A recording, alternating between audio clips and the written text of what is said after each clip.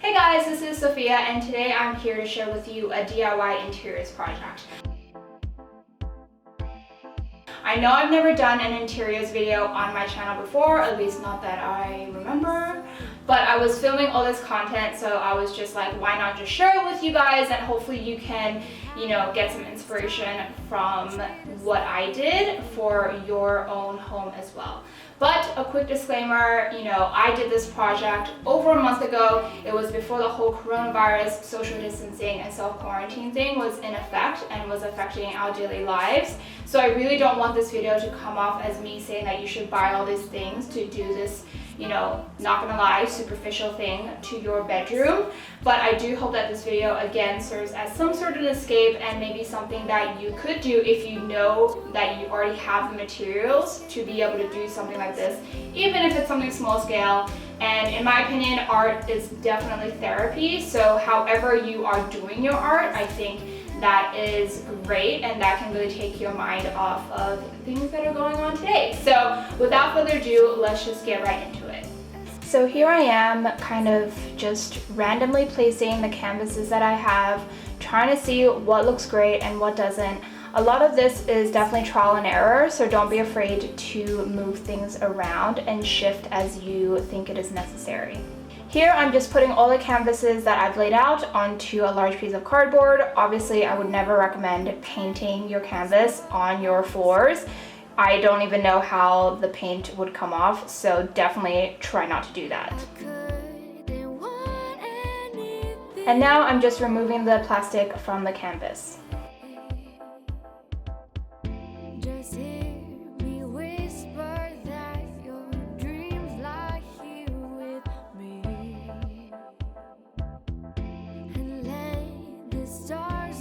So here are all the materials I'm using: paintbrushes, paint, and a cardboard box that I'm using as my mixing plate. So here you can see that I actually have some of these painted a darker brown. I ended up creating this more yellow toned beige that I preferred, and you will see in a hot second that I end up painting over that dark brown with that beige because I way preferred that beige than the brown and beige look.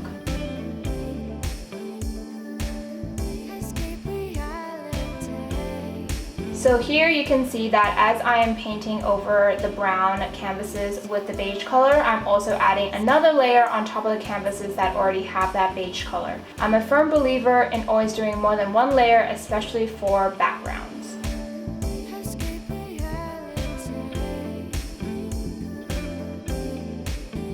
After I let the background paints dry overnight, this is where I add those abstract elements. I actually want to say that a lot of these elements were freehand. I definitely did a lot of research on Pinterest in terms of what kind of vibe I liked, if I liked circles or squares, or if I liked a little bit more feathered look. I ended up doing a little bit of everything, and you can see here as I'm showing you the process of me just kind of throwing color and shapes all across this gallery wall that I have on my floor.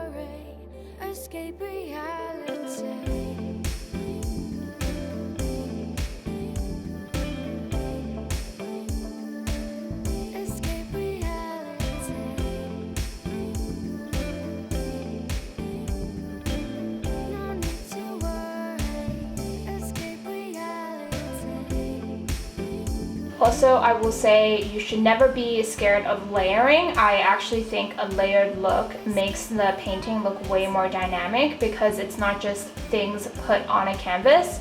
It shows that you've really put thought into where the elements lie, even though all of this, again, was freehand.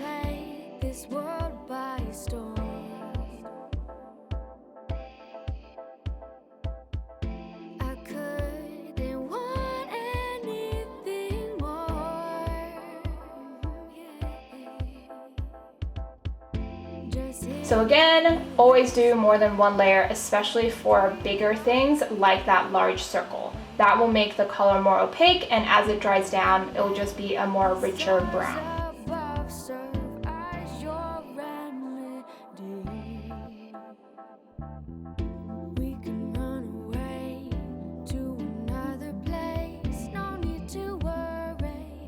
Something that I realized as I was putting this gallery wall together is that because there's a lot of space between the canvases, it's always better to paint onto the cardboard box you have on top of it, so you know there is continuity between what is on one canvas as opposed to what's on the other canvas.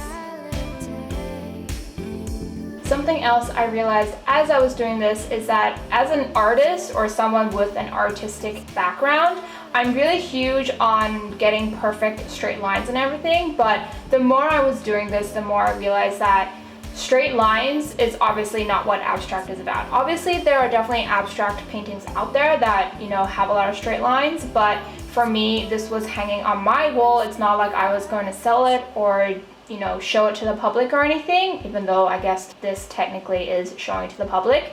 But for me, it had a more human element to it, to know the fact that not every single line was super straight. Although I did try really hard to keep them as straight as possible. And here you can see I'm adding a lot more white lines. I realized looking from above, which again is actually another tip, is, you know, the gallery wall looks small on your computer screen, but actually was kind of huge. So I always had to stand up and look at it from afar to kind of see what the state of the wall looked like. And I realized that because, you know, the brown was so dark, a lot of it was darkening the entire gallery wall. So I end up adding a lot more white and a lot more pink and a lot more lighter colors, so it tones down the darker shades.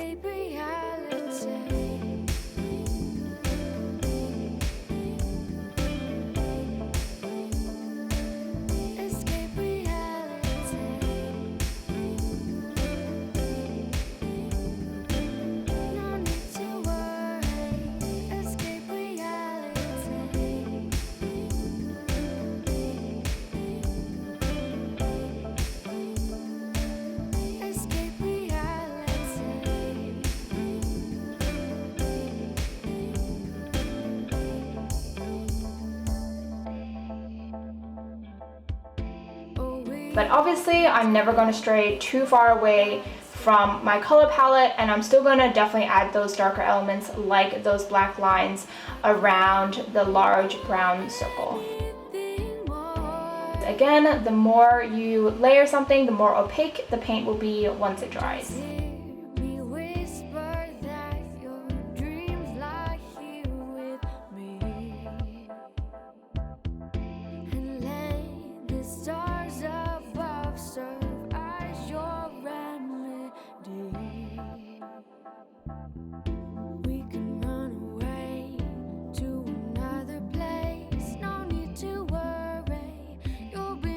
One more thing I would like to say is that definitely don't be afraid of negative space. You can see that, you know, despite having all of these elements on the gallery wall, there's still a ton of empty space that I definitely could have filled up. But for me, I wanted some of that negative space. And even though from your perspective it might look a little crowded, I actually thought it was the perfect amount of abstract elements.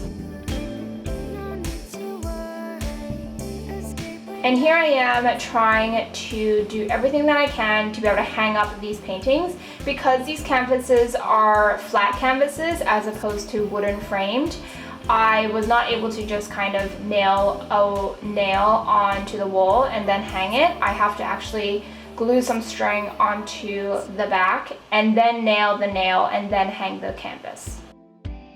The reason why I end up using those white cards is because it made it a lot easier for me to not get Gorilla Glue on my fingers, and it also meant that I was able to wait for the glue to dry a little bit before moving on to the other part of the string. Either way, this project is as DIY as it comes, I think. And here I am just hanging it on my wall. I decided to hang it on 2 adjacent walls as opposed to 1 wall because I didn't want only part of the painting to hang over my side of the desk. I feel like it would have looked a little bit imbalanced.